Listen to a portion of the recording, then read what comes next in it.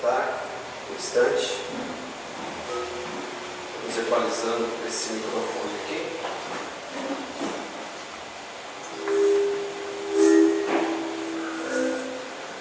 Deus abençoe, todos estão nos ouvindo bem? Amém. Graças a Deus. Nós estivemos em reunião com os pastores no dia de sábado, que foi ontem, o dia inteiro de reunião, de manhã até a noite, e tudo é para a edificação do corpo de Cristo. Foi uma reunião muito proveitosa, tratando de assuntos das igrejas, os desafios da atualidade que cada igreja está enfrentando, e queremos estar vigilantes, atentos, ajudando uns aos outros, onde cada pastor tem a oportunidade de trazer uma dificuldade que está tendo no seu campo, e juntos ali nós conversamos sobre aquele assunto. Mas a reunião não é só isso, tem outras coisas também. Tem uma parte que é assuntos de igreja, ajudando uns aos outros, e até aqui podemos dizer que o Senhor tem nos ajudado, nos abençoado. Amém? A reunião seguiu de uma forma muito ungida, muito sobrenatural. Eu creio que é dado a humildade do pastor Oswaldo e a forma como ele exerce, como anfitrião da reunião, exerce uma liderança sem legalismo. A verdadeira liderança, ela se dá através do exemplo. Amém? E muitos barcos naufragam, mas nós queremos ver aqueles que chegaram até o porto seguro. Amém? Se formos olhar, vai equalizando aí enquanto eu vou conversando. Tenta tirar esse microfone. Enquanto não adianta nós olharmos, como disse Paulo, para as coisas que ficam para trás. Temos que olhar para frente, para o alto da soberana vocação em Cristo Jesus. Amém? Amém? Amém. Até aqui o Senhor tem nos ajudado, o Senhor tem nos abençoado. E hoje é dia 28 de fevereiro, não é isso? Sim. 28 de fevereiro de 2021. Essa é uma data muito emblemática, muito especial, principalmente para os crentes da mensagem, porque foi no dia 28 de fevereiro de 63 que aquela nuvem sobrenatural, ela desceu sobre o Monte Pôr do Sol, enquanto o profeta estava ali, e o elevou, e naquela nuvem foi uma experiência sobrenatural. 7 anjos vindo da eternidade e tomaram o profeta naquela nuvem, e ali ele recebeu a comissão para descer à igreja, e os 7 selos seriam revelados. Hoje nós temos a abertura dos selos, os 7 selos revelados, abertos, em conexão perfeita com a palavra, em conexão com a Bíblia. Muitos teólogos tentaram falar desses selos, uns foram bem até uma parte, outros foram bem até outra, mas nenhum deles conseguiu conectar a Bíblia. É o que faz muitos teólogos ficarem descrentes. Eles falam, não, a Bíblia, a gente estuda a Bíblia até descobrir que ela contradiz a si mesma, e aí eles ficam incrédulos. Mas a Bíblia, a palavra não vem a teólogos, a palavra vem a profetas, Então, quando ele terminou de pregar os selos, ele entregou aquelas mensagens em março, Ele começou no dia 17 de março, 17, 18, 19, 20, 21, e terminou no dia 21 ou 22, posso estar errado nessa data final, mas ele entregou os selos e disse: eu desafio qualquer teólogo a examinar esses 7 selos através das revelações que nos foram dadas e ver aonde que isso aqui falha e bater com toda a palavra. Porque revelação, irmão, a pessoa pode falar, eu tive uma revelação, só que se sua revelação não estiver em linha com a palavra, eu saio fora dela. Amém? A pessoa pode, eu tive uma revelação que Deus me mandou fazer tal coisa. Se aquilo não bate com a palavra, Deus, só há um Espírito Santo. Amém. Sempre, toda visão, revelação, sempre tem que estar alinhado com a palavra. Amém? Amém? Então, e assim foi com esses selos, e hoje nós temos essa grandiosidade em nossa mão, que é o entendimento. E os 7 selos conecta com toda a Bíblia. Ele abre o mistério em toda a Bíblia do plano de redenção, da descida do anjo forte, amém? Da noiva, a posição da noiva, e assim por diante, do plano de redenção. Aquele título de propriedade que Adão perdeu com a queda, então ele volta em Apocalipse capítulo 10. Por isso é tão importante.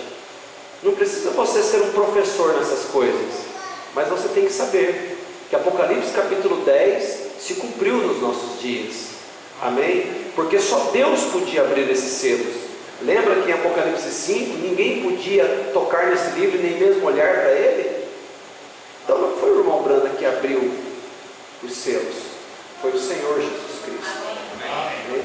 Então cada vez que você olha para a palavra, você se alegra, porque nesse dia Deus nos tem feito entender e compreender mais nesse plano da redenção. Amém, irmãos? Então isso foi em 28 de fevereiro de 1963, quando aquela constelação de anjos, descendo da eternidade, envolveu ali, naquele monte, no Cânion Sabino, no Monte Pôr do Sol, e aquilo seria um marco, uma dobrada de esquina para o povo da mensagem. Os mistérios, não há mais mistério para a noiva, porque uma das coisas que Deus fez em Gênesis 18, quando ele veio na forma de Elohim, ele disse assim: esconderia eu de Abraão o que vou fazer, visto que Abraão é meu amigo? Então ali tem um mistério.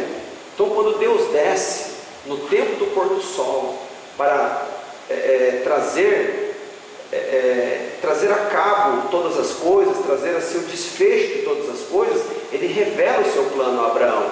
E Abraão é o tipo da noiva, não é? Lá na tenda, lembra de Abraão na tenda, se encontrando com Elohim, e ele discernindo o coração de Sara, e dizendo que Sara teria um filho. Ela acha graça, porque nunca conseguiu gerar, nunca alcançou fé para manifestar aquela promessa.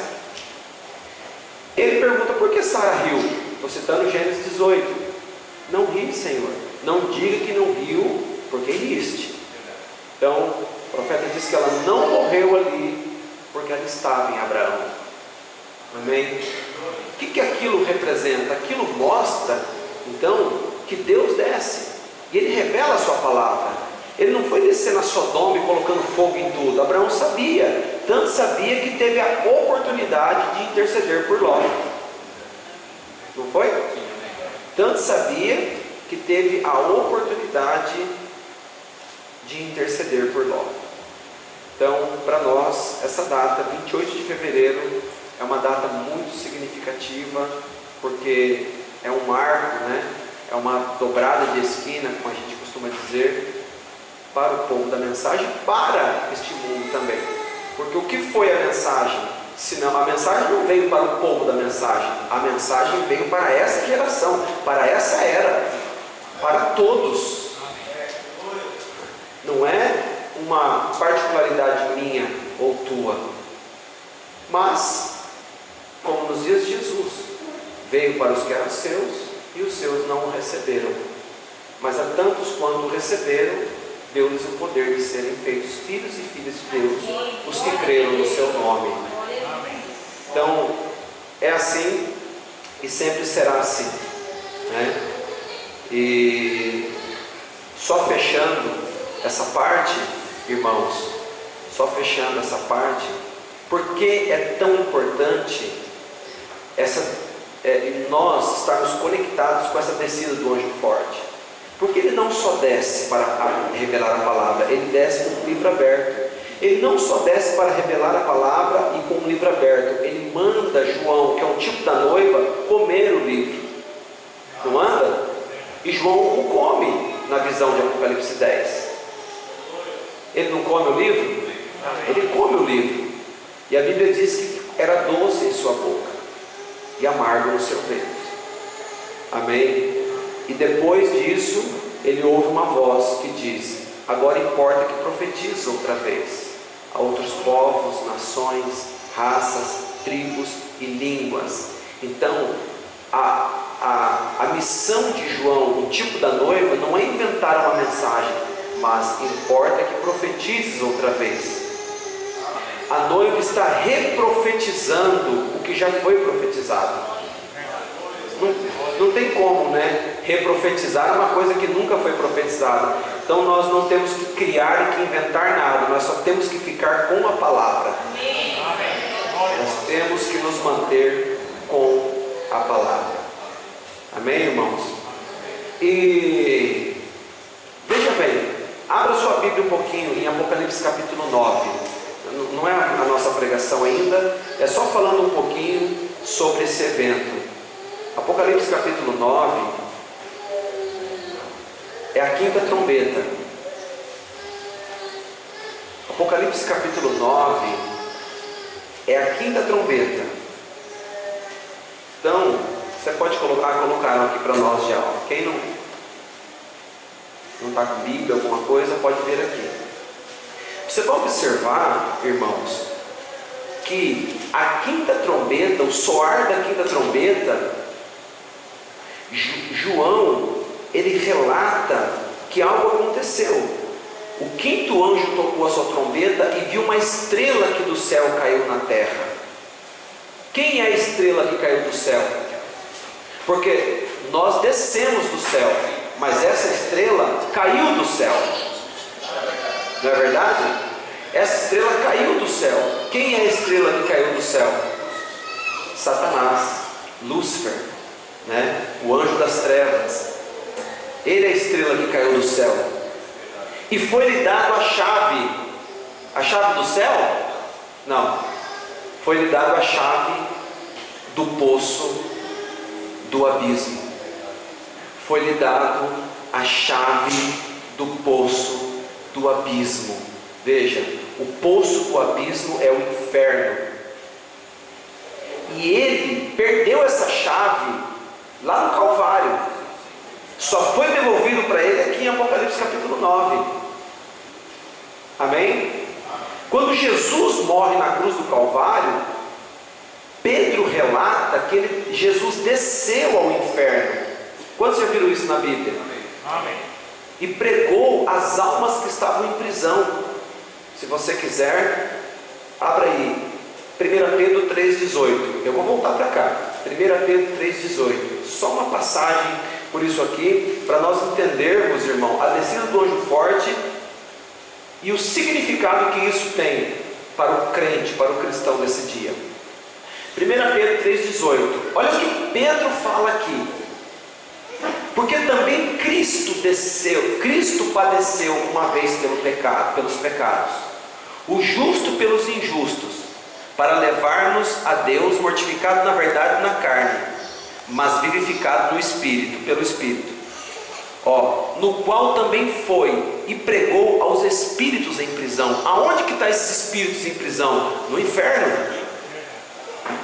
Os quais no outro tempo foram rebeldes, quando a longanimidade de Deus esperava nos dias de Noé. Eles desceram antes do Calvário, antes do sacrifício, enquanto se preparava a arca, no qual poucas, isto é, 8 almas se salvaram pela água. Deixa aqui. Então Pedro abre aqui um mistério. Ele diz que Jesus desceu e pregou às almas que estavam em prisão, aos espíritos que estavam em prisão. Aí tem uma mensagem, né? Almas encarceradas hoje. E quando ele desceu lá, ele tomou as chaves do inferno que estavam na mão de Satanás. Agora eu quero que você vá para a sua Bíblia em Apocalipse capítulo 1, creio que é verso 13. Vamos lá descobrir. Apocalipse, você está pertinho de Apocalipse aí. Apocalipse capítulo 1,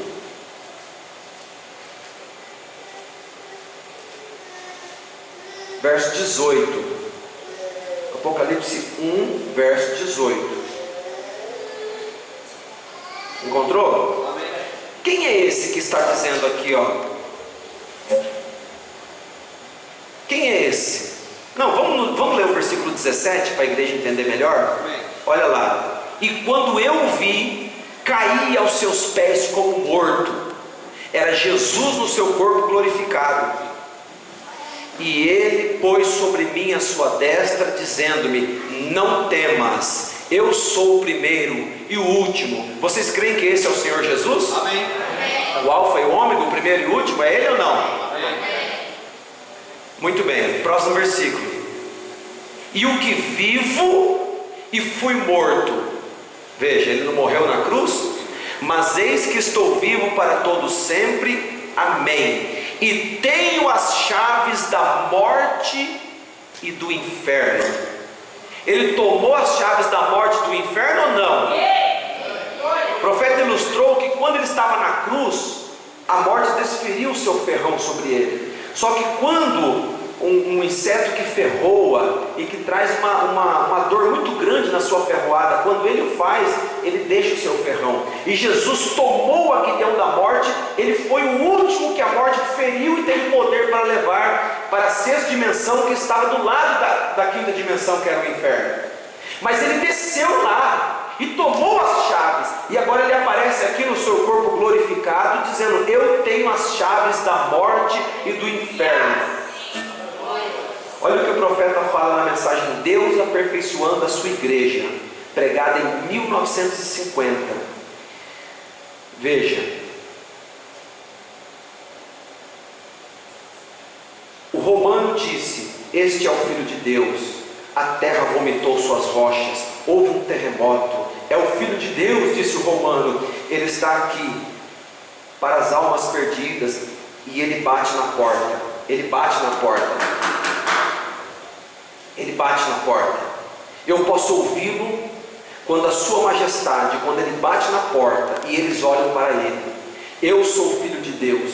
Eu acabei de morrer no Calvário pelos pecadores. Por que vocês não creram em Enoque e no restante dos profetas antes do dia da destruição? Ele teve que testemunhar para os perdidos. Lembra que Pedro falou? Aqueles que nos tempos em que a longanimidade aguardavam nos dias de Noé. Então ele teve que testemunhar para os perdidos que ele era o Filho de Deus, e eles gritando por misericórdia. Veja, eles tiveram que receber julgamento, e ele segue descendo, passando por demônios. Eu posso vê-lo descendo até o inferno, onde estava o diabo. E ele bateu na porta de Satanás, e o diabo disse: quem está aí? Disse: abra. E eu posso ver o diabo abrindo a porta. Ele diz: você finalmente chegou. Eu finalmente tenho minhas mãos agora em você. Eu pensei que eu tinha quando matei Abel. Eu pensei que eu tinha pego você quando eu matei cada profeta. Eu pensei que eu tinha quando eu degolei João Batista no cárcere. Mas agora eu te peguei, você está aqui. Eu posso ouvi-lo enquanto ele chacoalhava aquela assustadora chave do inferno e da morte. Estava na mão de Lúcifer, as chaves com as quais ele mantinha as pessoas aprisionadas. Por todos aqueles anos, ele as sacudia. Jesus disse: eu sou o Filho de Deus, eu sou o Filho do Deus vivo, nascido de uma virgem. Você não pode mais enganar as pessoas. A cruz continua manchada com meu sangue. Eu paguei todo o preço por cada um daqueles pecadores. Agora eles estão livres. Dê-me essa chave da morte e do inferno. Recorde que quando ele ressuscitou, ele a tinha. Porque para uma pessoa ressuscitar, aleluias, veja, ele provou que ele tinha essa chave. Porque ele disse: ninguém toma a minha vida, eu dou a minha vida. Tenho o poder para dá-la e tenho o poder para reavê-la.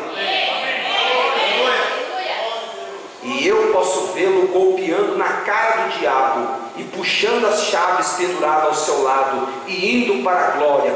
E ele, subindo ao alto, levou cativo o cativeiro, disse os profetas. Aleluia!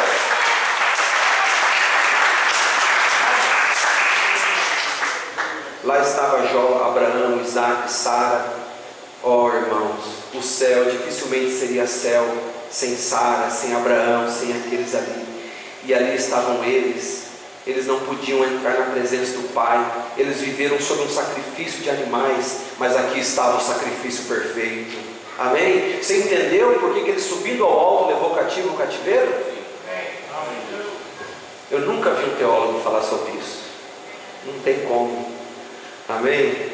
mas graças a Deus, porque o Senhor tem aberto o nosso entendimento. Agora sim faz mais sentido para você volta para Apocalipse capítulo 9. Então você vai ver que aqui em Apocalipse capítulo 9 é dado mais uma vez essa chave para Satanás, mas para cumprir um propósito, porque é o tempo do desfecho de todas as coisas. Então a quinta trombeta toca, e você veja, o Apocalipse 9, o quinto anjo tocou a sua trombeta, e viu uma estrela que do céu caiu na terra, e foi-lhe dada a chave do poço do abismo.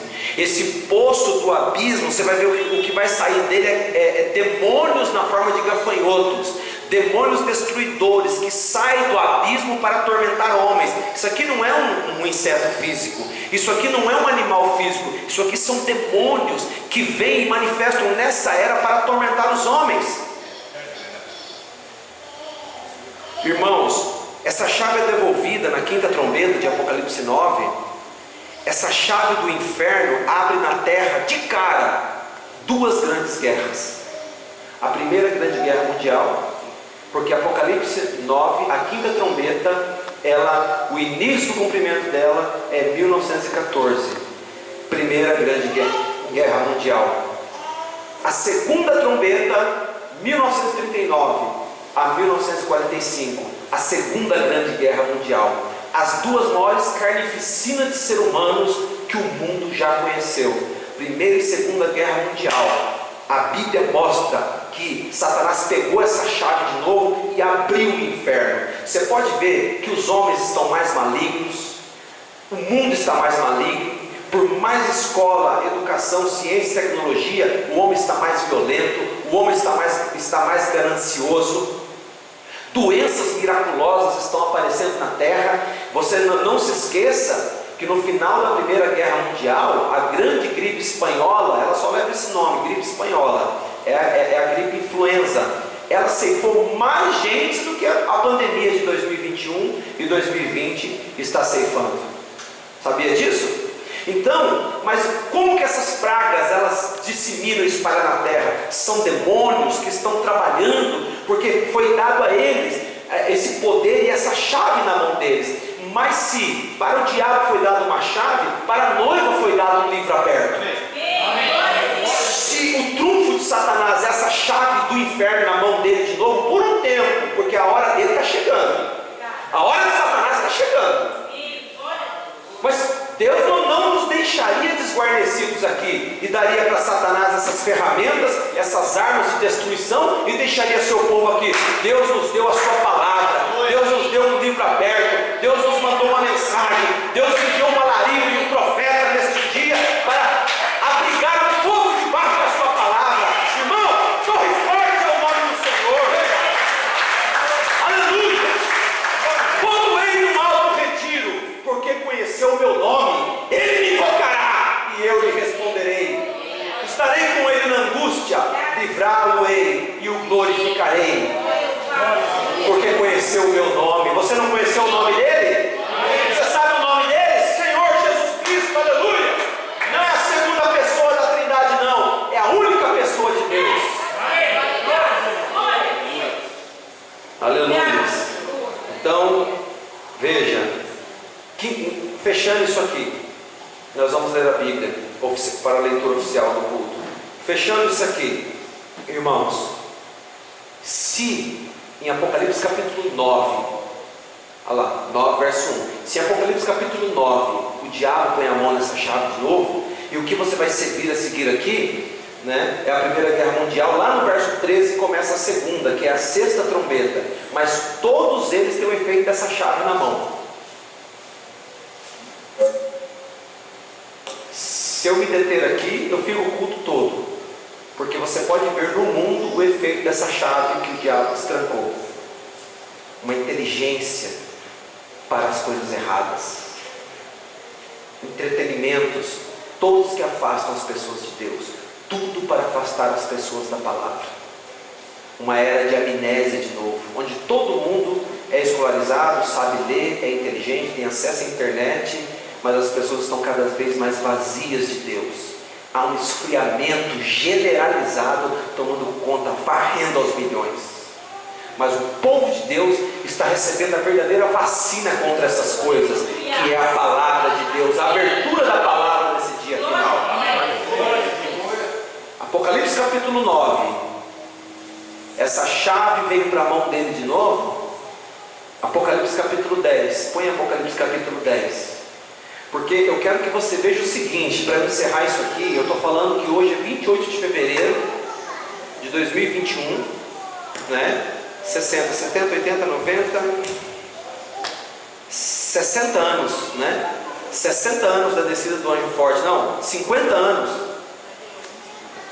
Não, de 28 de fevereiro de 63 para 28 de fevereiro de 2021, quantos anos tem? Alguém faz a conta para mim rapidinho? 48? Não é? Ah, 58. 58 anos da descida do anjo forte. Então, esse evento de Apocalipse capítulo 10, irmãos, olha a Bíblia como é que ela está. Em Apocalipse 9, a chave do inferno voltou para a mão de Satanás. Em Apocalipse 10, o anjo forte está descendo com o livro aberto. Põe no verso 7. Verso 7. Mas nos dias da voz do sétimo anjo, quando estiver por tocar a sua trombeta, se cumprirá o segredo de Deus, como anunciou aos profetas seus servos, e seus mistérios sendo revelados. Amém? Então observe bem. O que vem depois do 10? Vem o 11, né? Põe no capítulo 11, só um pouquinho para a gente encerrar esse esboço. No capítulo 11. No capítulo 11, irmão, terminou o tempo dos gentios. Capítulo 11 é as duas oliveiras já pregando para Israel. O rapto se deu, a graça voltou para Israel. Olha lá, verso 2, por favor. Verso 2. Verso 3. E darei poder às minhas duas testemunhas, e profetizarão por 1260 dias, vestidos de saco, 3 anos e meio. Passa. E estas são as duas oliveiras, os dois castiçais que estão diante do Deus da terra. Se alguém lhes quiser fazer mal, o fogo sairá da sua boca, Elias, e devorará os seus inimigos. Se alguém lhes quiser fazer mal, importa que assim seja morto. E depois você vai ver, não é a minha pregação dessa noite, mas depois ele vai falar sobre Moisés. O outro tem poder para trazer pragas sobre a terra, tantas vezes quanto quiser. Moisés e Elias. Apocalipse 11 é com Israel.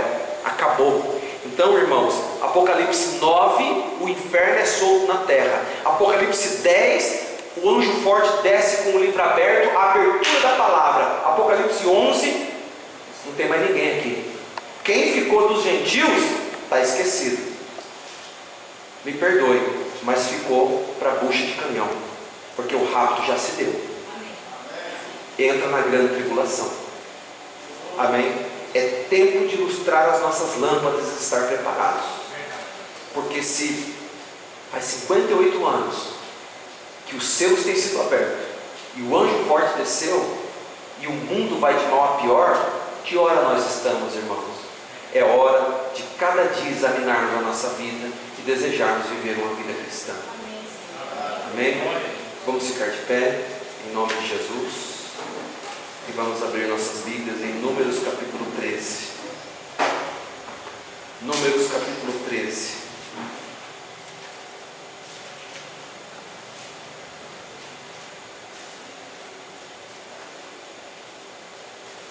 Se você quiser depois ouvir de novo o culto, ele está sendo gravado. E o irmão Samuel, na semana seguinte, do domingo que ele grava, é um processo demorado. Ele está colocando num canal no YouTube.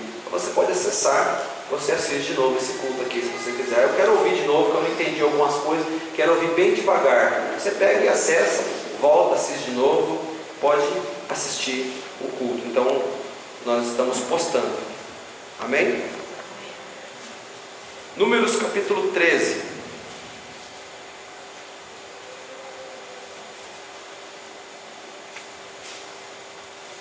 Encontrou? Números capítulo 13.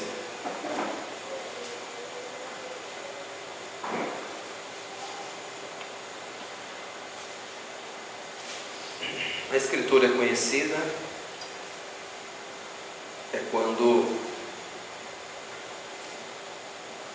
os espias são enviados, de Cádiz, o último ponto desde o Egito, para cruzar o Jordão e entrar em Canaã.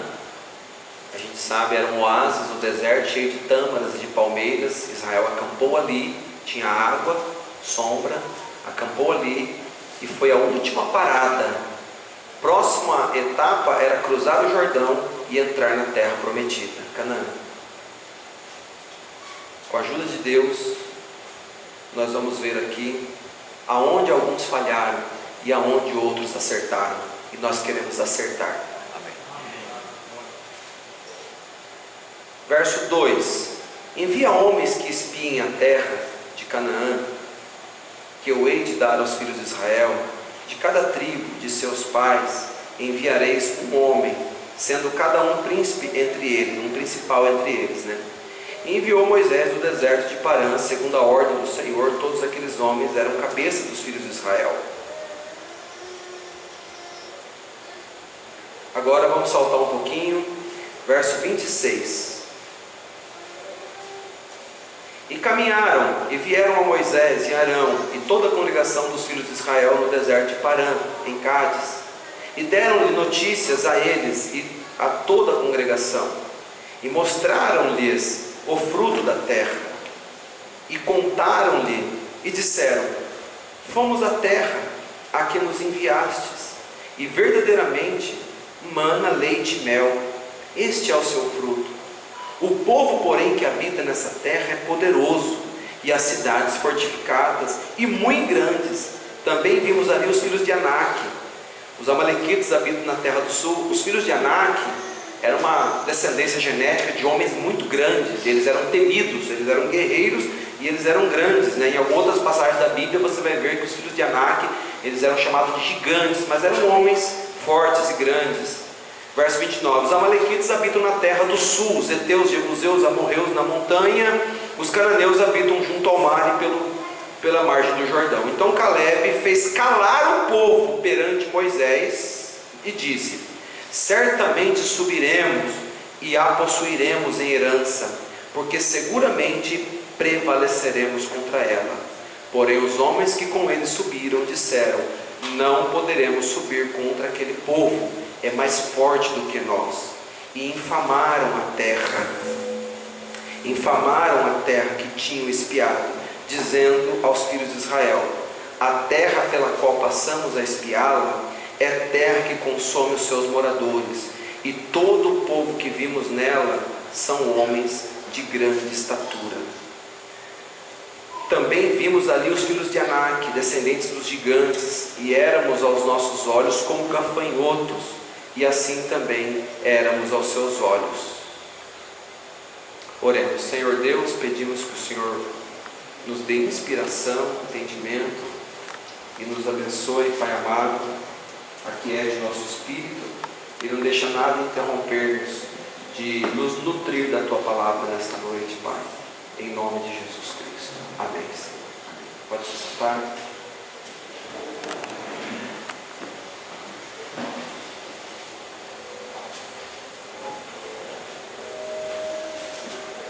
Bom, amados, se nós fôssemos colocar um título, nós chamaríamos de direitos à herança. Direitos à herança. Nós sabemos que Israel tem direito à herança por nascimento. A noiva não. A noiva entra na herança por casamento. Correto? Então você vê nos tipos, você vê na vida de Abigail, se casando com Davi, entrando na família real. Você tem Ruth, a moabita gentia, entrando na linhagem real através de Boaz, o poderoso de Belém. Amém? Quem mais? Quem mais que entrou no plano de redenção por casamento?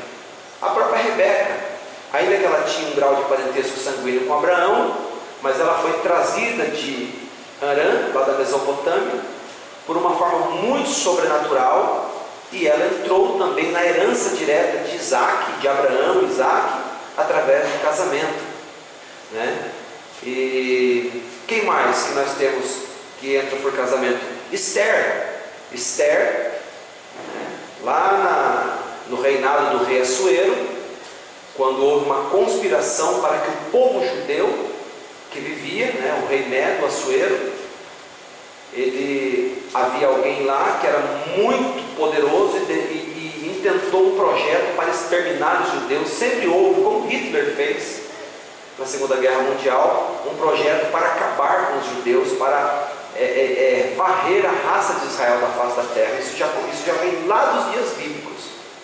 Então, você sabe que a salvação dos judeus é porque a rainha Esther era judia e estava no palácio.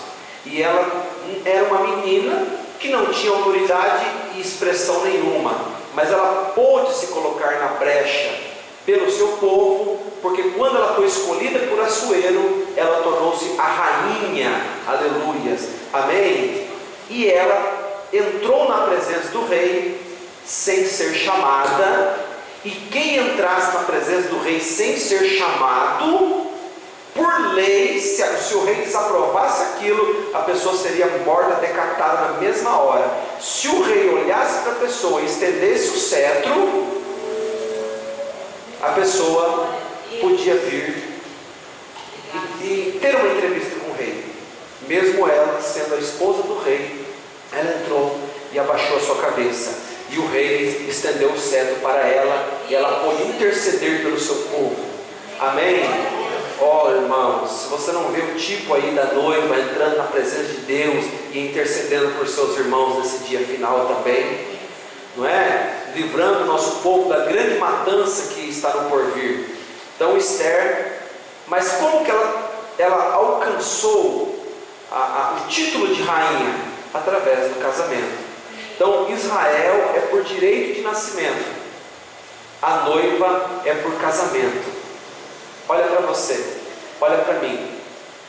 A maioria de nós, adoradores de ídolos, não temos nenhuma ascendência, né, expressiva na Bíblia. Mas, irmãos, quando nós cremos no Senhor Jesus Cristo e nos tornamos parte dessa noiva desse dia, por casamento, nós adquirimos o direito a todas as promessas. Isso está simbolizado na vida do velho Jacó, quando estava para morrer. E José percebeu que seu pai ia morrer e disse: pai, eu quero que o Senhor abençoe os meus filhos. A herança passava de patriarca, a herança patriarcal, ela passava através daquela bênção final. Veja, então trouxe lá Efraim e Manassés. Jacó estava velho, adiantado em idade, seus olhos já estavam escurecidos. E aí, ele sentado numa cadeira, já próximo da morte, José coloca Efraim e Manassés na frente do velho Jacó. E Jacó era só estender a mão e colocar sobre a cabeça dos moços, mas a Bíblia diz que Jacó cruzou as suas mãos. A mão direita foi para a cabeça do mais jovem, a mão esquerda foi para a cabeça do mais velho. E José, quando viu aquilo, ficou incomodado. Disse: não, papai, o senhor está errado, não faça isso, pai, é coisa de pessoa de idade. Não, pai. Jacó disse: Deus cruzou as minhas mãos. Por quê? Porque a bênção que era para o maior foi para o menor. Isso falava do Calvário, quando Jesus Cristo, na cruz do Calvário, a bênção que era para Israel, porque a salvação veio dos judeus, veio para os que eram seus. Jesus disse: não ide senão as ovelhas perdidas da casa de Israel. A gentia foi chamada de cachorrinho quando veio pedir uma bênção, não foi? Não posso tirar da boca dos filhos e deitá-lo aos cachorrinhos. Mas ela perseverou e alcançou a sua bênção, não foi? Então a bênção da mão direita era para ir em cima da cabeça de Manassés, mas foi para Efraim. Por quê? Porque o menor, irmão, Deus abençoou o menor e o maior foi desprezado, porque falhou nisso. Olha para nós, a bênção que era para Israel repousou sobre a noiva gentia, sobre um povo que nada tinha de herança, e nós entramos pelo casamento. Amém. Vê? Você consegue ver essas coisas? Aleluias. Então, aí Paulo fala sobre isso na carta aos Hebreus. Paulo joga mais luz sobre isso no Novo Testamento, no livro de Hebreus.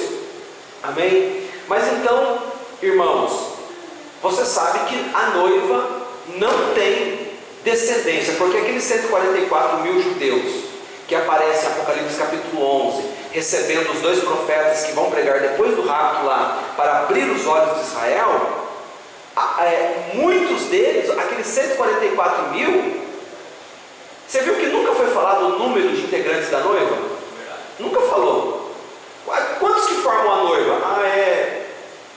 2 milhões, 24 mil, nunca. Mas dos judeus foi falado um número, 144 mil, 12 mil de cada tribo. Você vê? 12 mil de cada tribo. Mas da noiva nunca foi falado isso. Por quê? Porque eles serão salvos. E quer você goste disso ou não, aqueles judeus serão salvos por quem eles são, porque eles são filhos de Abraão, e eles carregam essa promessa que Deus fez para eles lá no patriarca Abraão. Isso é graça. Graça é favor imerecível. Compreende? E não é a graça que faz a gente entrar também? Não é a graça que te fez entrar também? Se a graça escolheu 12 mil de cada tribo, não foi a graça que abriu o seu entendimento para você, através do casamento com Cristo, vir para a mensagem também? Aleluia! É a graça, irmão. Não é teu mérito. E nem o meu, mas foi a graça que te alcançou. Ele te amou quando ainda você estava morto em delitos e em pecados. Oh, meu Deus. Gostar de você quando você já estava um crente, já tinha limpado você de espíritos malignos, de mau costume, de hábitos que desagradam a Deus é uma coisa, mas te amar quando você ainda estava vivendo em delitos e em pecados, é motivo de você ser agradecida a Deus, é motivo de você ser grato ao Senhor, não é verdade? É motivo sim de você ser agradecido a Deus. Aleluias, aleluias. Então, amados irmãos, é por casamento. É por casamento. E isso era um mistério. Esse é um mistério que Paulo fala tanto. E eu não sei se... Eu até anotei umas escrituras quando Paulo falou um pouquinho sobre esse mistério que esteve oculto por todos os séculos. Né? Em Colossenses 1,26, enquanto eu vou falando, coloca para mim aqui Colossenses 1,26. Porque isso era um mistério que estava oculto nos tipos e sombras da Bíblia. Mas Paulo captou a visão. Ele, como profeta do Novo Testamento, como ele foi o mensageiro da era de Éfeso, ele captou a visão. Por isso ele pôde dizer, eu como sábio arquiteto lancei o fundamento, que os outros venham e edifiquem sobre ele. Mas ninguém muda, ninguém mexe nos fundamentos da palavra. Não pode mexer nas suas coisas. Então, olha se Paulo captou esse mistério. O mistério que esteve oculto desde todos os séculos e em todas as gerações e que agora foi manifesto aos seus santos. Esse era o mistério, irmão, desse Deus grande, maravilhoso e poderoso condescender e se afunilar, e se tornar um homem, e se tornar não só o nosso parente redentor, mas nos redimir também através do sacrifício do Calvário, para comprar, para pagar o preço da noiva de Jeová, que é a noiva do Senhor Jesus Cristo. Amém? Então, esse mistério aparece também em Efésios 1:9, descobrindo-nos o mistério da sua vontade, e Paulo fala sobre esse mistério também em Efésios capítulo 5, versículo 32, grande é esse mistério, mas eu me refiro a Cristo e à igreja. Grande é esse mistério, Cristo e a igreja, um casamento. Agora, você sabe, né, eu vou fazer uma base aqui e a gente entra nisso aqui de novo. Você sabe, irmão, que no primeiro êxodo, Deus tremeu o Egito para tirar de lá Israel. Israel não saiu do Egito assim, Deus foi lá e amoleceu o coração de Faraó, e Faraó ficou bonzinho da noite para o dia, e falou assim, não, eu vou liberar o povo, deixa o povo ir. Não, senhor, Deus fez o contrário. Deus foi endurecer o coração de Faraó, não foi? Já parou para pensar nisso? Ele não podia ter mudado o coração de Faraó, e Faraó ter amolecido logo no começo e libertado o povo? Mas não o fez. Deus fez, repito, foi a endurecer o coração. Faraó até queria, mas Deus ia lá e endurecia. Não, solta meu povo não. E aí, irmão, mas por quê? Porque Deus queria sacudir a terra do Egito. Deus queria tremer a terra do Egito. Aquilo seria a visitação de Deus por aqueles 400 anos de escravidão, em que faraós que não conheceram José foram se levantando e oprimindo o povo de Deus, oprimindo o povo de Deus. Quando chegou a hora da libertação, Jeová disse, não vai sair apenas liberto não. O faraó vai dizer, não, gente, vocês querem ir, então vão. Deus endureceu o coração de Faraó, e Paulo mostra esse mistério em Romanos, disse assim, Deus endureceu o coração de Faraó para nele mostrar o seu poder. Para isso mesmo levantei Faraó, para nele mostrar o meu poder. Aquilo era um plano, e Deus tremeu o Egito para de lá tirar Israel. Muito bem, Deus tira Israel do Egito. 3 dias fora do Egito, depois de 400 anos, no terceiro dia, eles dão de frente com o Mar Vermelho. Faraó está atrás, ao lado estão as montanhas, e parece que houve uma confusão. Por que motivos nós viemos dar aqui no Mar Vermelho? Por que motivo nós chegamos aqui? Você sabe que Deus já tinha um caminho por baixo das águas, né?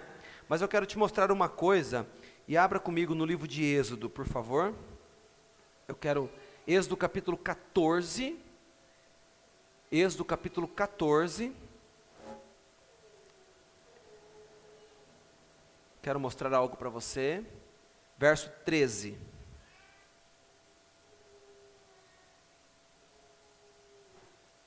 Aqui,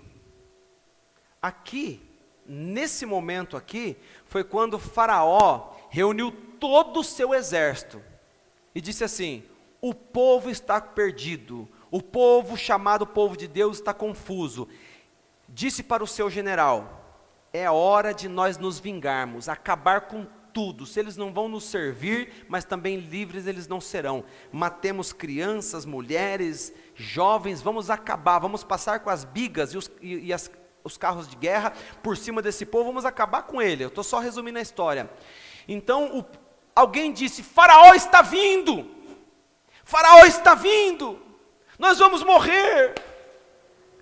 Moisés, porém, disse ao povo, isso aqui era Deus, não temais, estais quietos, e vede o livramento do Senhor, que hoje vos fará, porque os egípcios que hoje vistes, nunca mais os tornareis a ver. Amém? Volta lá um pouquinho, guarda essa palavra aqui, estais quietos, e vede o livramento do Senhor. Quer dizer, vocês só assistam. Amém? Próximo versículo.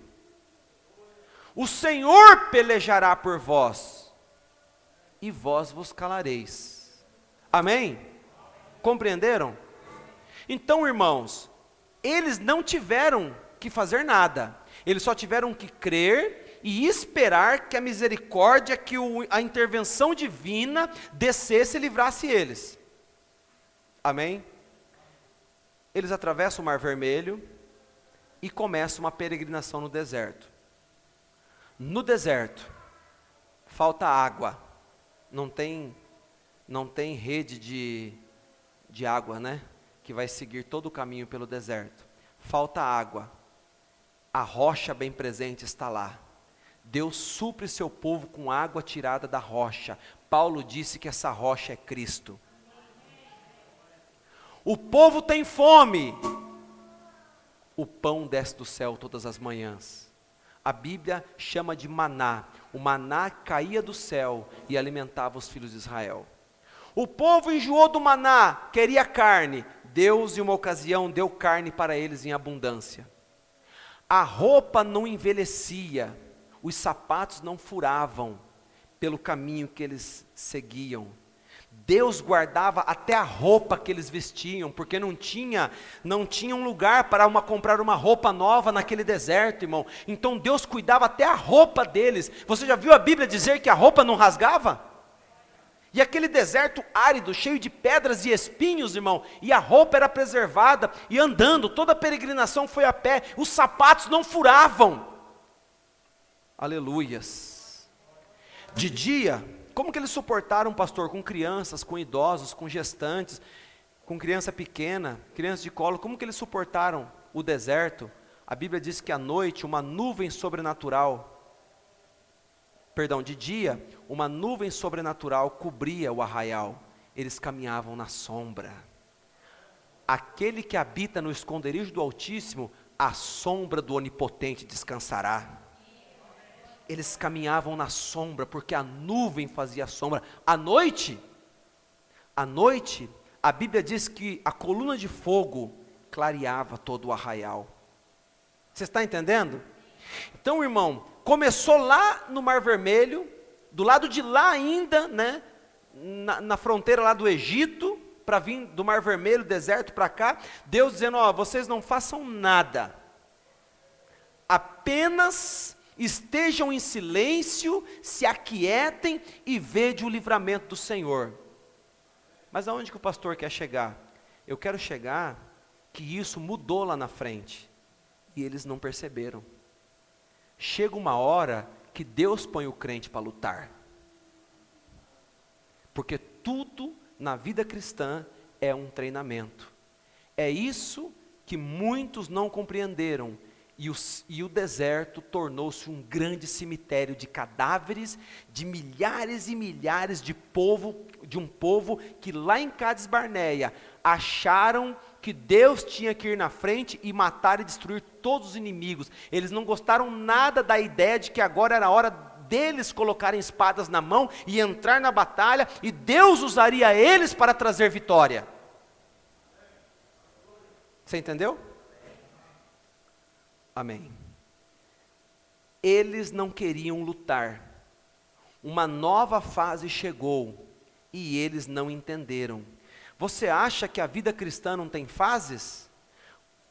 Quando foi para Deus me arrancar do mundo, irmão, Ele sacudiu o Egito, porque para tirar eu da vida que eu vivia no mundo, Deus teve que sacudir e virar o Egito do meu mundo de cabeça para baixo. Hoje eu estou aqui feliz e agradecido a Deus. Para tirar você de onde Deus te tirou, você acha que foi brincadeira? Deus teve que sacudir o Egito velho do mundo que estava em você. E ainda você vê que um monte de gente caminha ainda com uma parte do Egito na vida deles ainda. Mas isso é porque uma multidão mista saiu com o povo de Israel. Mas não é o meu assunto. Eu não sou a multidão mista. Eu creio que eu sou o eleito. Amando a palavra. Glória a Deus. Então, irmãos, uma nova fase chegou e eles não entenderam. Tudo aquilo era um treinamento. Por que há um grupo de pessoas fracassando? Por que você vê um grupo de pessoas que caminham bastante? Eles vêm lá.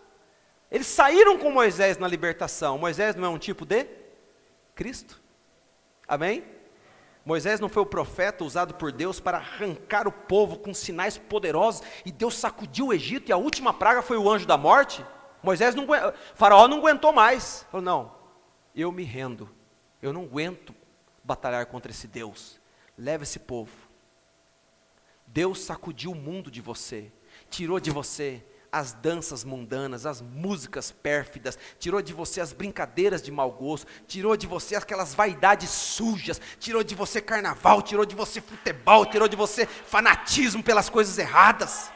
Deus tem que sacudir o homem para trazê-lo a uma vida limpa, irmão. Deus tem que sacudir a mulher para tirar dela o mundanismo, para tirar dela a tendência pecaminosa, para tirar o espírito de fofoca, o espírito de contenda, de mulher rixosa e de homem rixoso também. Deus vai sacudindo. Você sai arrebentado, mas sai. sai arranhado, sai cheio de experiência, cheio de testemunho, mas sai. Porque Deus não dá moleza para Faraó.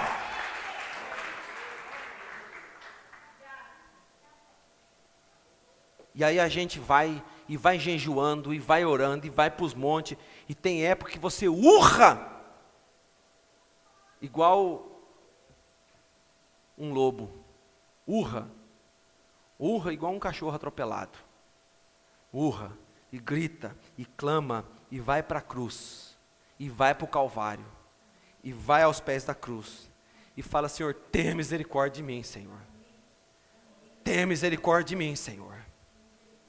E você não quer voltar, você olha para o velho mundo de onde você saiu, e a coisa aperta, e gente te decepciona, gente na igreja, pastor decepciona, irmão decepciona, diácono decepciona, membro decepciona, igreja decepciona, e parece que Deus fica em silêncio, fala: não, dou conta mais não.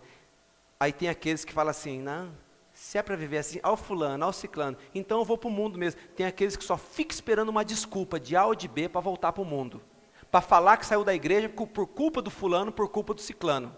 Não foi fulano nem ciclano que deu seu sangue por mim na cruz? Quem que morreu por você na cruz? Não foi o Senhor Jesus? Fulano e ciclano tirou o outro da igreja?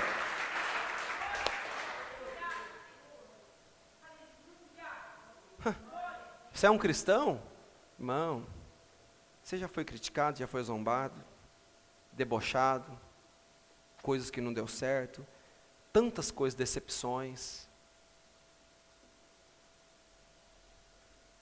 Por isso você tem que estar seguro em Cristo Jesus. O pastor Aldrin, ele é o seu pastor e seu irmão em Cristo, mas você tem que olhar para a cruz. Nós lutamos a cada dia para manter o brilho do Evangelho em nossas vidas, mas você tem que olhar para Jesus.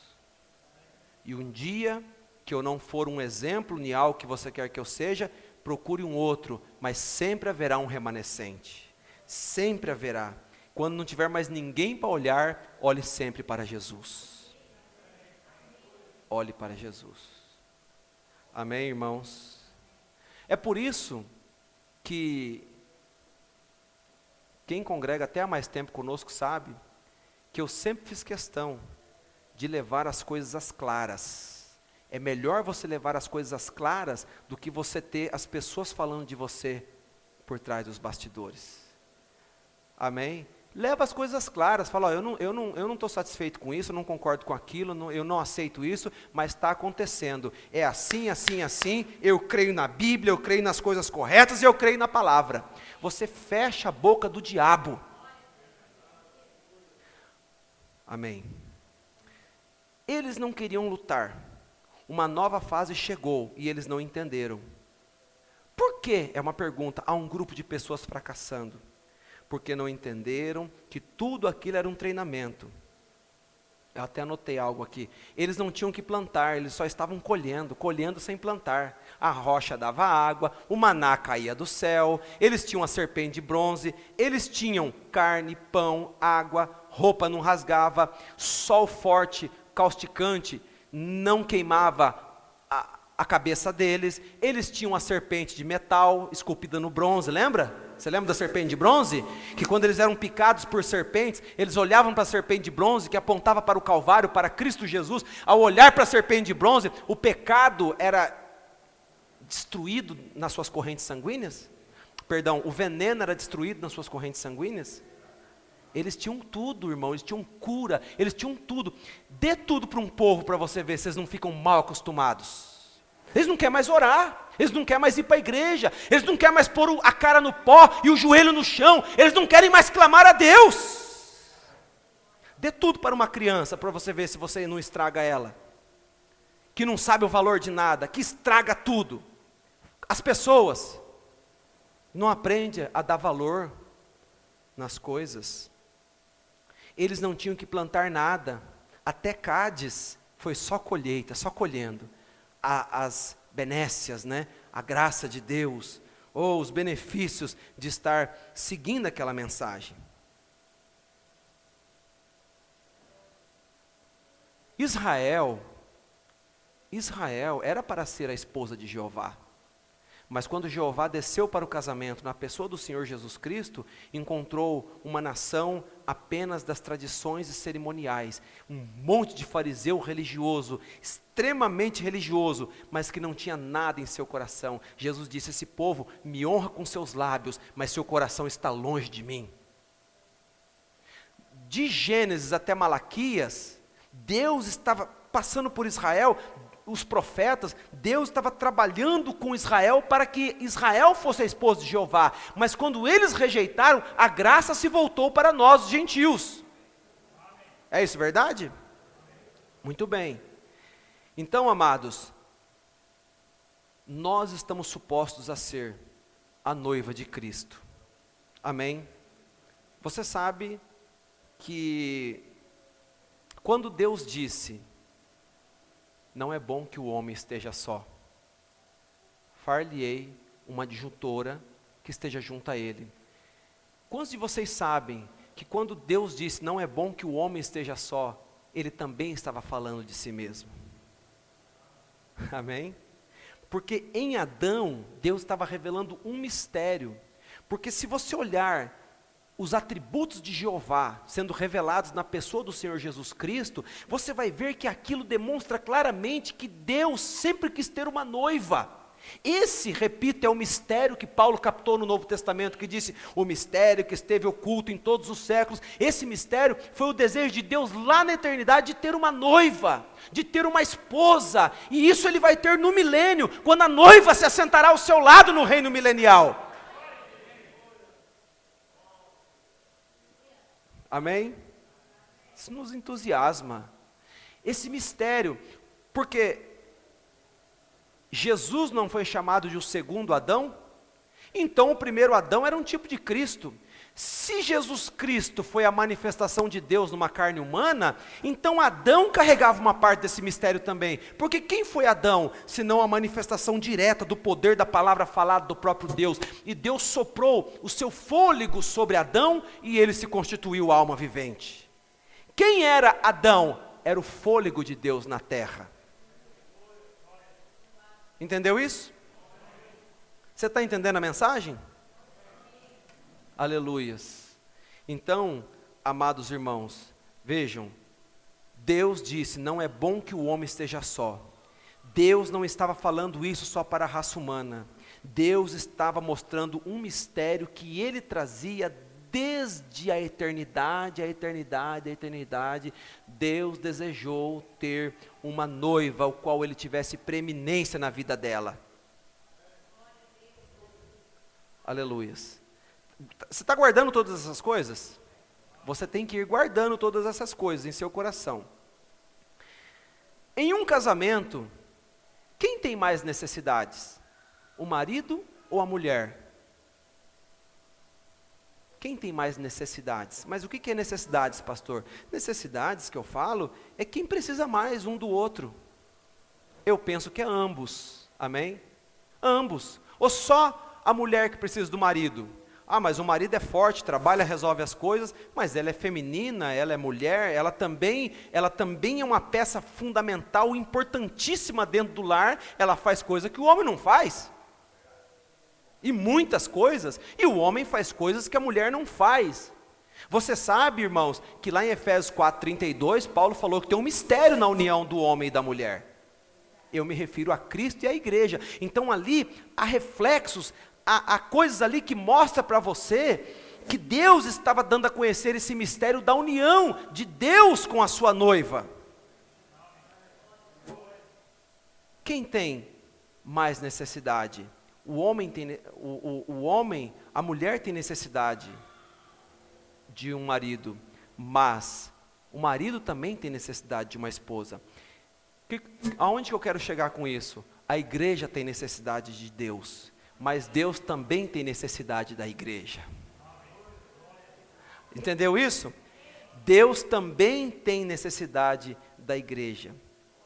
Imagina, irmãos, imagina um homem que casa se apaixona e casa. E aí eles vivem uma vida feliz, supostamente feliz. E esse homem, ele chega em casa, e ele está cansado, chega em casa do trabalho, e ele fala assim, eu queria tomar um café. Se você quiser tomar um café, você faz. E almoço tem pronto? Se você quiser almoçar, se você quiser, você faz o almoço aí. Isso não é um casamento. Veja, não, se você quiser, você se vira para lá, você se vira para cá. Aí. De manhã, não faz um café, aí chegou, as crianças estão tudo com fome, as fraldas estão sujas. O que foi? Hoje eu estou com sono, hoje eu vou dormir o dia inteiro. Então, há uma disparidade aí. Há uma disparidade. Quando Deus escolheu a sua noiva, era para ela servi-lo. Amém? Era para ela servi-lo e viver em função dele. Assim como Deus vive em função dela. A unção de sair é tremenda. Mas chega uma hora em que a igreja dobra uma esquina, e a igreja tem que aprender que ela não tem só que receber, mas ela tem que dar a Deus também.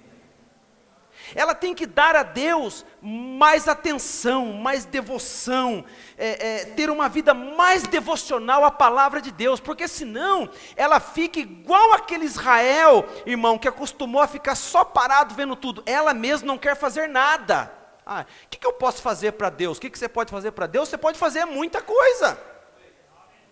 E, ora, a Bíblia não é um quadro perfeito dos dias que nós estamos vivendo?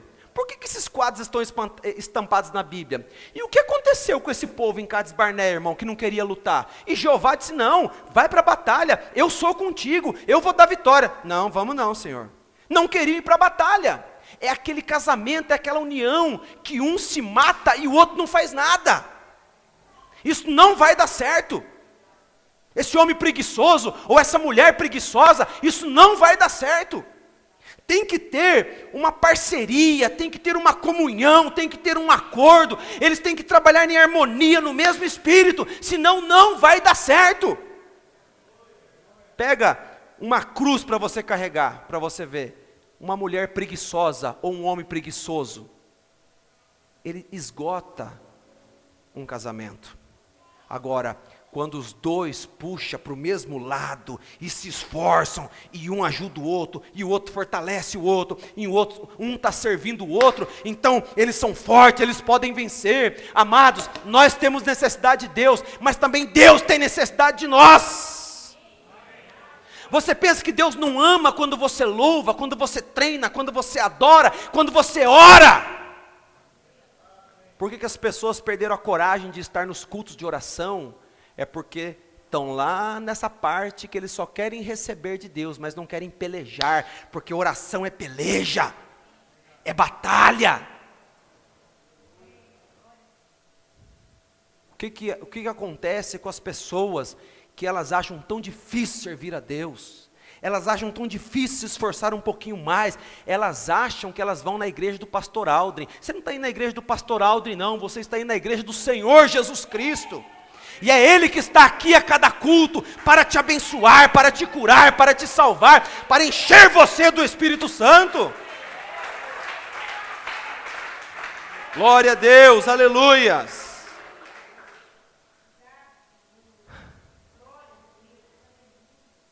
Imagina um homem ou uma mulher que não cumpre a sua parte.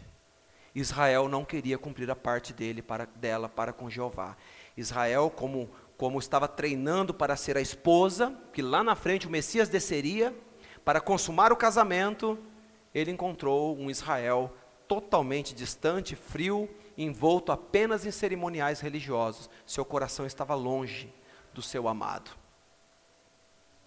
A unção de sair é tremenda, mas chega uma hora que a igreja dobra uma esquina. E agora eu quero voltar com vocês para Números capítulo 13. Números capítulo 13, por favor, coloca para mim. Verso 30. Eu tinha uma outra tradução que estava escrito diferente. aqui nessa segunda linha do verso 30. Eu tinha uma outra tradução de Bíblia que aqui estava assim, ó. Então Caleb fez calar o povo perante Moisés e disse: certamente subiremos e possuiremos em herança, porque seguramente prevaleceremos como ela. Eu tinha uma Bíblia que a tradução estava assim: então Caleb fez calar o povo perante Moisés, talvez alguma aí esteja assim, e disse: certamente subiremos animosamente, né?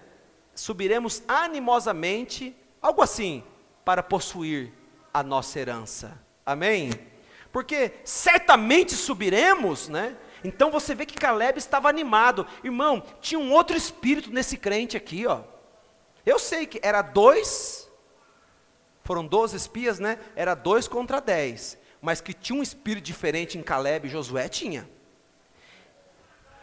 Me perdoe usar uma expressão rudimentar, mas eram uns cabra que falaram assim: irmão, nós somos mais do que capazes de entrar nessa terra e ter a vitória. A Bíblia não usa essa expressão, mas parece que ele estava falando assim: Israel, para de ser frouxo, pessoal, para de ser medroso, Deus disse que nos daria vitória. Não, porque lá tem gigantes, porque lá tem os filhos de Anak, que tenha gigantes, irmão, o dobro do tamanho, Deus nos dará a vitória.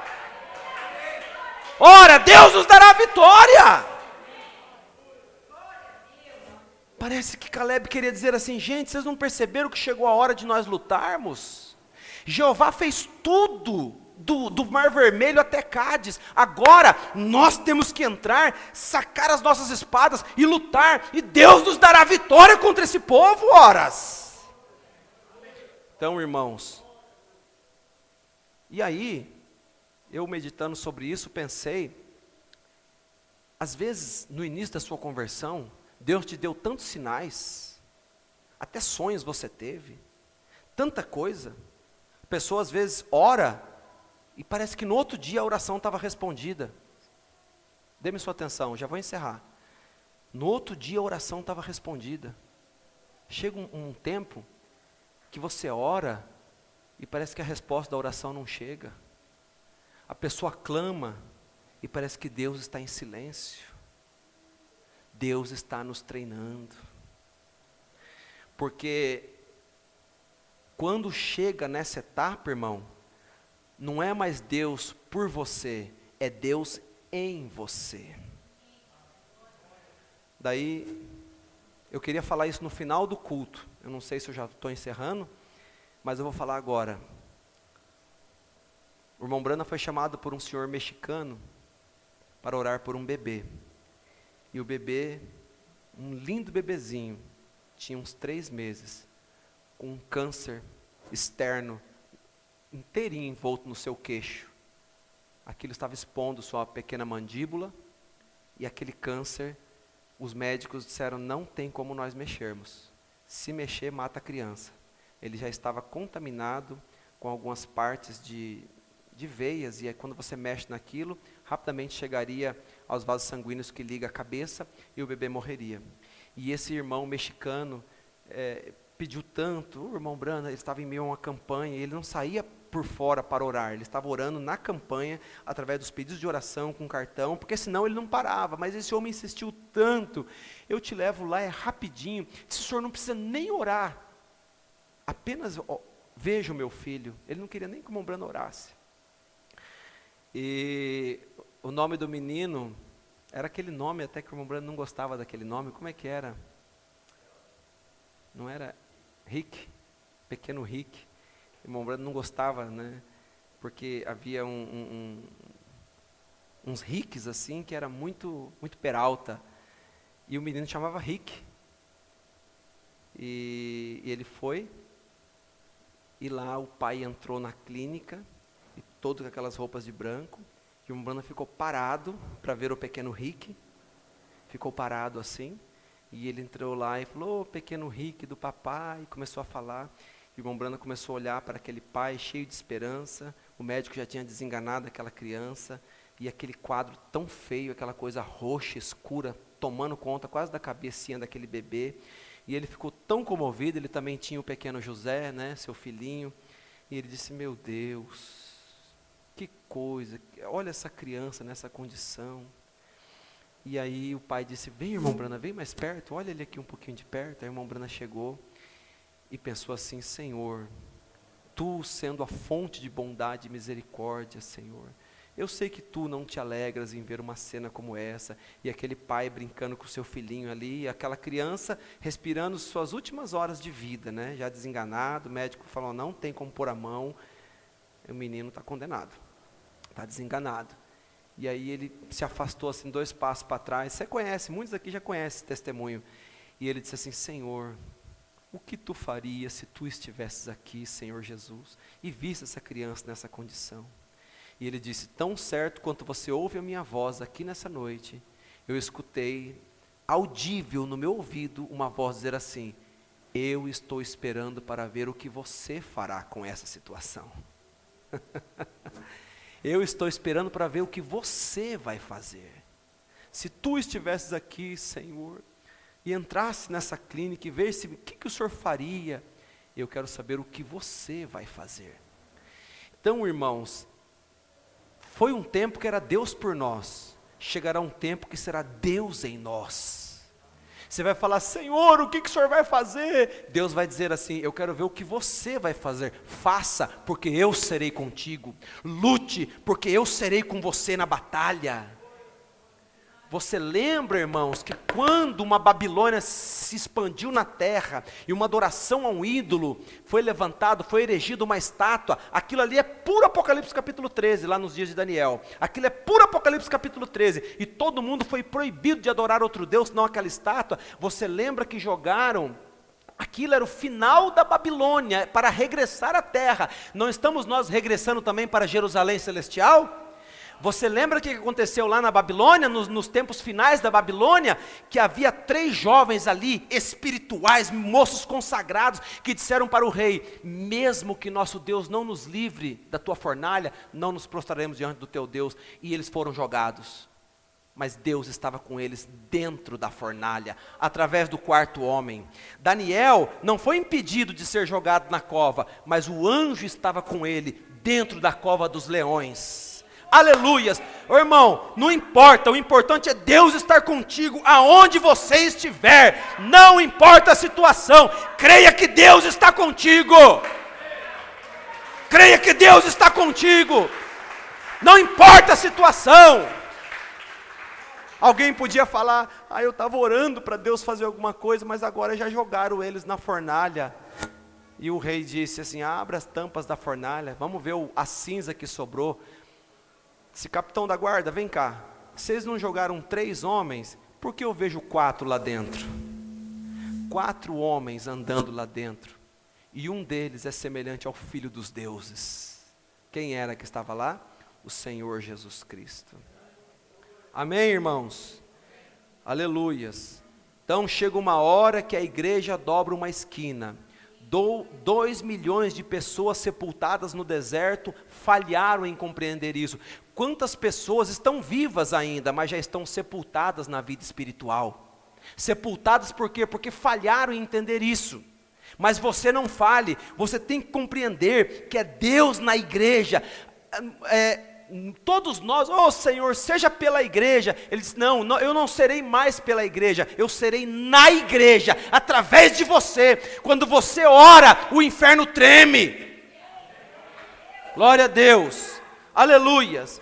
Então, veja Caleb, animosamente dizendo assim, certamente subiremos e possuiremos em herança, porque prevaleceremos contra ela. Que visão que esse homem tinha? Ele tinha a visão que os 10 espias não tiveram, só sabia denegrir. Não damos conta de ver essa mensagem não, porque isso e aquilo, e tem que ser assim, tem que ser daquele jeito, é muito bonito, a terra é boa, mana leite e mel, não tenho nada a dizer contra a terra, não tenho nada a dizer desta mensagem, realmente é verdadeira, mas não dou conta de viver essa mensagem. Claro que dá conta sim, você é mais do que capaz, porque o Espírito Santo te ajudará a vencer tudo que você quer derrotar, e você vai pisar nessas coisas. Sejam doenças, sejam vícios, sejam males, sejam maldições hereditárias, tudo posso naquele que me fortalece. Mas você tem que crer, você tem que receber isso na sua alma. Seguramente prevaleceremos contra ela e a possuiremos em herança.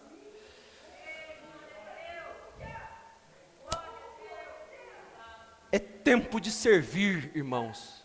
Quando Davi conheceu Abigail, quem serviu? Foi Davi ou foi Abigail que encontrou o rei vindo para a matança e encontrou ele com uvas, com passas, com pão, com queijo e trouxe ali cabritos? Ela serviu e aplacou. Davi é um tipo de Cristo. Amém? Quem serviu? Ester ou Assuero? Ester serviu um banquete para o rei Assuero. Amém? Uma vida consagrada, uma vida onde você busca agradar a Deus, é o banquete do rei. Nós somos o banquete do rei. Quem serviu? Foi Ruth ou foi Boaz? Você viu alguma vez Boaz jogando saco de milho nas costas e indo lá servir Noemi, um tipo do Velho Testamento, da palavra, que estava ensinando Ruth como se aproximar de Boaz? Não, senhores, Boaz nunca foi... Ô Noemi, vim bater palma aqui na tua casa, ó, eu trouxe um saco de milho para você. Não, é Ruth que serve. Quem serve? Então a noiva tem que servir, a noiva tem que se render, a noiva tem que se entregar e ser mais dedicada nesta hora final, irmãos. Aleluias! E Deus nos ajudará a vencer toda a luta que cruzar nosso caminho. Tem coisas na nossa vida, não me leve a mal, mas tem coisas na nossa vida que é só ter um pouquinho de vergonha a mais que a gente vence. É só você olhar para você mesmo no espelho e falar: eu seria um cristão melhor. Não quero ofender ninguém. Essa vergonha não é chamando ninguém de sem vergonha, mas tem coisa que você tem que olhar no espelho e corar a sua face e falar: Senhor, eu quero ser um cristão, Senhor. Eu quero viver para te agradar, eu quero te servir como Ruth, como Ester, como Abigail, eu quero ser o banquete do rei. Amém? E Deus nos ajudará, irmãos. Deus nos ajudará. E para nós encerrarmos, você está no verso 30? Aqui? É o verso 30, né? Olha o verso 31. Olha esse povo, eram crentes.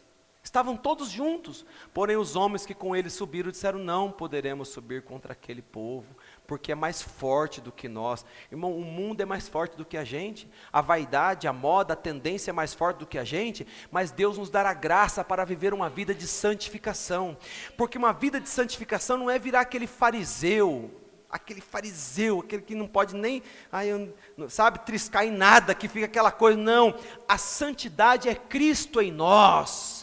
Ele te dá um olhar santo, Ele te dá a palavra santa, Ele santifica teu ouvido, teus olhos, Ele santifica a tua vida. Não tem tanto a ver, claro que você vai vencendo as vaidades e essas coisas que imitam o mundo, você tem que ir vencendo. Você não é cabide do diabo, você é templo do Espírito Santo. Amém? Isso aí você sabe, isso aí é o básico da vida cristã. Nós não temos nada a ver com esse mundo, e as pessoas que ficam comungando com as coisas do mundo, tadinha, tem que orar por elas, não estão libertas ainda, não estão libertas. Não, pastor Alder, vamos fazer isso, aquilo com aquelas pessoas. Essas pessoas precisam de oração, essas coitadinhas ou coitadinhos nunca conseguiram chegar numa libertação total, ficou oprimidinho com as coisas do mundo, sempre aparecendo em alguma maneira com aquela feição do mundo, querendo imitar o mundo. Mas o cristão imita o céu, imita Deus, imita a palavra, aleluias. É como Maria, é como Ruth, é como Ester, glória a Deus, é como Rebeca, é como Sara, aleluias. Lá estava a senhora Ló, mandando selfies que ela tirava lá em Sodoma e Gomorra. Eu estou ilustrando, claro, não tinha isso naquele tempo. Mandando lá para Sara. Sara estava no deserto, não estava talvez nem na moda, mas ela recebeu Deus em carne humana. Ela recebeu Deus na sua casa. Eu prefiro Deus na minha casa do que tudo que esse mundo possa oferecer, do que o brilho de Hollywood, do que essas tendências malignas. É preferível Deus na sua casa, Deus no seu lar, Deus abençoando a sua vida. Glória a Deus. Glória a Deus. Glória a Deus. Aleluias. Verso 32. E infamaram a terra que tinham espiado, dizendo aos filhos de Israel: a terra pela qual passamos a espiar é a terra que consome seus moradores. Vou te mostrar duas coisas aqui. Os medrosos disseram que a terra é terra que consome os seus moradores. Irmão, se o crente baixar a guarda, o mundo come ele mesmo. O mundo come ele mesmo. Mas vamos lá no capítulo 14 e vamos ver o que Caleb falou com relação a isso. Olha lá, capítulo 14, verso 9. Você viu eles falando que aquele povo lá consome os seus moradores, né? Olha Caleb dizendo aqui, tão somente não sejais rebeldes contra o Senhor, e não temais o povo desta terra, porquanto são eles nosso pão. Amém?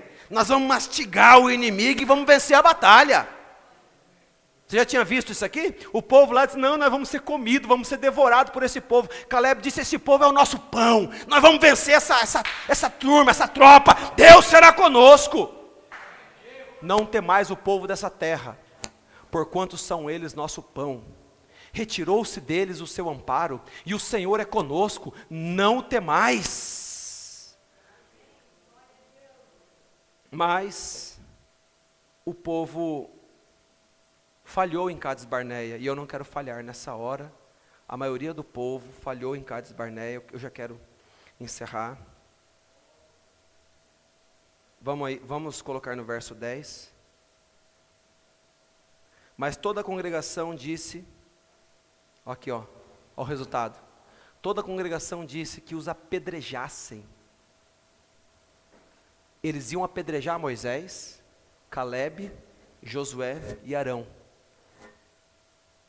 Porém a glória do Senhor apareceu na tenda da congregação. Deus teve que entrar em cena, que o povo estava tão morto de ânimo, que eles vão apedrejar Moisés, vão voltar e pedir bênção para Faraó. Deus que me livre de um povo mole, com vontade de voltar para o mundo. Do mundo eu já saí, dessa coisa nojenta. Deus entrou em cena, apareceu na tenda da congregação. A hora que eles iam apedrejar Moisés, irmão, a hora que esse mundo for nos apedrejar, a glória do Senhor desce. Passa, próximo. E disse o Senhor a Moisés: até quando me provocará esse povo? Até quando não crerá em mim? Apesar de todos os sinais que fiz no meio dele. Com pestilência o ferirei e o rejeitarei. E te farei a ti, povo maior e mais forte do que este. Deus estava aborrecido com essa situação. Aí você vai ver que Moisés vai interceder pelo povo. É o amor de Cristo. Ele vai entrar na brecha, vai falar: não, Senhor, não é o meu assunto. O meu assunto, irmãos, encerra aqui. O meu assunto nesta noite é que do Egito até Cádiz, Deus fez tudo. De Cádiz, cruzando o Jordão, entrando em Canaã, é a nossa vez de pegar na espada. Deus será conosco. O teu inimigo que você acha que você não dá conta de vencer, Deus te dará vitória sobre ele. Tá bom? Você crê nisso? Deus te dará vitória sobre ele, mas você creia de todo o seu coração. Deus me esqueceu. Deus não te esqueceu não, irmão. É um plano. Ele está contigo. Faz parte do treinamento. Para de pensar que Deus não responde a tua oração. Para de pensar que você não tem valor. Para de pensar, isso é o diabo. Isso é os 10 espias falando na tua mente. Para de pensar que você não foi chamado. Esse mal que está te perseguindo, você vai pôr os pés em cima dele nessa noite. Você crê nisso? Creia de todo o seu coração, creia com toda a sua alma. O diabo, Satanás significa tentador, diabo significa acusador. O diabo me perdoa a expressão, ele está peitudo nesses dias, porque ele pegou aquela chave de Apocalipse 9 na mão e está fazendo arruaça com ela, mas o anjo forte desceu e o livro está aberto para você. Identifique-se com a palavra, encontre seu nome no livro, viva para Deus e Deus te sustentará. Amém? E toda vez, irmão, que o inimigo se levantar na sua frente, será para cair, porque Deus será contigo. E quando você orar e disser, Senhor, o que o Senhor vai fazer? Lembre-se, esse é o tempo em que você vai fazer e Deus será contigo. Se sua alma pode receber essa palavra, guarde ela no seu coração, absorva ela e lembre-se, o Antigo Testamento foi um tipo, agora, como canta a irmã Adriele, é a nossa vez. É a nossa vez de vencer, é a nossa vez de colocar Satanás por terra. 200 milhões de demônios, eu não li em Apocalipse capítulo 9, deveria e gostaria de ter lido, eu não vou abrir a Bíblia de novo, mas lá no 5º selo, quando aquela chave foi dada para o diabo, você vai ver que 200 milhões de demônios foram soltos sobre a terra. As pessoas estão mais mundanas, mais malignas, mais frias, mais formais, mais distantes de Deus, os filhos estão mais rebeldes. Veja, a sexualidade e a homossexualidade, todas essas coisas perderam seu freio definitivamente. Cada vez, irmãos, que esses demônios atacam sobre a terra, o mundanismo toma conta. Mas nesse tempo também há um cientista espiritual, há um profeta, aleluias, porque nós não vamos correr não, nós vamos voar daqui com asas de águia, porque a unção do dia é de astronautas, cientistas espirituais, ligando a palavra e saindo daqui no arrebatamento. Não é a força do leão, não é a sabedoria do homem, não é a resistência do boi. Agora é asas de águia, é a unção da águia, é sair daqui voando pelas alturas celestiais. Quanto mais alto você sobe, mais longe você enxerga. Você voa por cima da tempestade. A tempestade vem, você sobe por cima e encontra o céu azul. Voa por cima da tempestade, meu irmão. Voa por cima da tempestade, minha irmã. Deus te chamou para essa batalha. Nada está perdido. Nada está perdido. Creia em Deus. Esse mal aí que te assola, põe ele debaixo dos teus pés nessa noite. Oh, Jeová disse, uma mãe esquece seu filho, mas não me esquecerei de ti, ó Jerusalém. Deus não esquece de você. Deus não esquece de você. Seu passado é esquecido, mas Deus não esquece de você. Eis que lanço o teu passado no mar do esquecimento, e das tuas transgressões não me lembro mais, diz o Senhor. Ele sepulta o teu passado. Amém? Graças a Deus por isso. E você vive uma nova vida em Cristo Jesus. Não é para ter medo dos filhos de Anak, não. Não é para ter medo dos cananeus, não. Deus te chamou até aqui, Ele te sustentará até o final. Não tenha medo, não temas. Nosso espírito não é daqueles 10 não. Nós somos Caleb e somos Josué nesse tempo. Quantos aqui são Caleb e Josué? Quantos aqui são como Josué e Caleb? Você crê que você é Josué e Caleb? Aleluias! Eu sou Caleb, eu sou Josué. Eu vou entrar na terra e Deus me dará a vitória. Deus me dará a vitória. Deus te dará a vitória. Eu sou Caleb, eu sou Josué, nós somos a noiva do tempo do fim. Não temas, porque agradou o Pai dar-vos o reino dos céus. Amém? Fiquemos de pé. Senhor Deus, Pai bendito, levante suas mãos, faça sua oração. Se você está oprimido, triste, aborrecido, se você está enfermo, se você entrou aqui, tem uma decisão a tomar, uma luta na sua vida, levanta a tua mão com fé, aleluias. Não é o pastor Aldrin não, é Jesus Cristo, Ele garante a sua vitória. Jesus Cristo garante a sua vitória. O Senhor Jesus garante a tua vitória nesta noite. Deus eterno, Deus poderoso, Senhor amado, a fé nesta noite aqui, Senhor, e nós oramos, Senhor, para que a unção de Caleb e de Josué possa estar na vida desse homem, na vida dessa mulher, Pai, que tem sido talvez bombardeado por espíritos malignos, por lutas terríveis, Pai.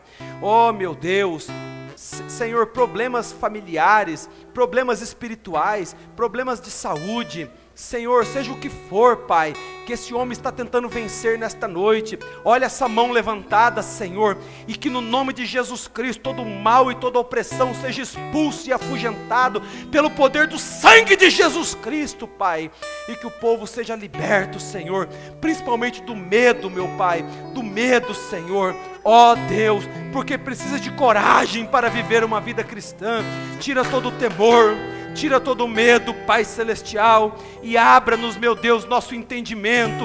Abre o nosso entendimento para compreender o que o Senhor está fazendo hoje, o que o Senhor está fazendo agora, Pai. Meu Deus, nós não viemos aqui por acaso, o Senhor nos trouxe para esta mensagem, o Senhor nos trouxe, nos chamou para este dia, então Tu nos darás a vitória, Pai, até o fim, Senhor, em nome de Jesus Cristo. Eu repreendo todo o mal, toda a enfermidade, toda a opressão, Senhor amado, ó Deus, que possa cair por terra todo desejo errado, pensamento errado, lutas que seus filhos estão batalhando para vencer, que nessa noite sejam sepultadas no Calvário, aos pés da cruz, nesse altar, caia por terra, em nome do Senhor Jesus Cristo, aleluias. Como fui com Moisés e Josué, assim serei contigo. Tem de bom ânimo, não temas nem te espantes, porque o Senhor teu Deus é contigo por onde quer que fores, onde pisares os teus pés, eis que eu, Senhor, sou contigo. A mensagem de Canaã adentro era: onde puseres os teus pés, eu sou contigo, mas esforça-te e tem de muito bom ânimo. Aleluias, muito obrigado, Senhor amado, nós agradecemos a Ti. Continua sustentando o Teu povo, sustentando a Tua igreja, Pai, em nome de Jesus Cristo, Senhor, nós oramos, Pai, e Te agradecemos. Aleluias, glória a Deus. Com os nossos olhos fechados, com a nossa cabeça inclinada, em atitude de oração ainda, aleluias. Lembre-se, não seja um escutador de mensagens. Tiago disse que aquele que escuta e não pratica é semelhante ao homem que se olha no espelho e não lembra como é a sua face. Aleluias. Ouça a palavra e deixe a palavra entrar no seu coração. Deixe a palavra entrar na sua vida. Ó Deus amado, a noiva tem que servir, Senhor. A noiva tem que servir. Senhor, cada um de nós, Pai, queremos servir melhor, com mais gratidão em nossos corações, com mais atenção em nossa vida. Queremos servir, Pai. Meu Deus, faça-nos oferecer a Ti um sacrifício, meu Deus, mais dedicado, mais atencioso, Senhor, mais preparado, Pai querido. Ó Deus, coloca-nos na Tua presença, Senhor.